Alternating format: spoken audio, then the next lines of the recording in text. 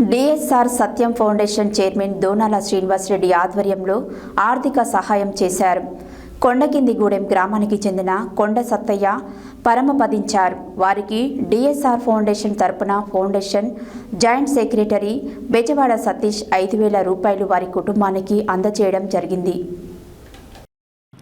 కొండకిందిగూడెం గ్రామానికి చెందిన కొండ సత్తయ్య పరమపదించారు.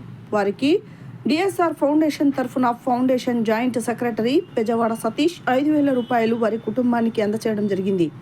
ఈ కార్యక్రమంలో ముక్కాముల చిరంజీవి, గొరిగే రాజు, అంజి, దొంతం అజయ్, నాశనబోయిన ఆంజనేయులు తదితరులు పాల్గొన్నారు.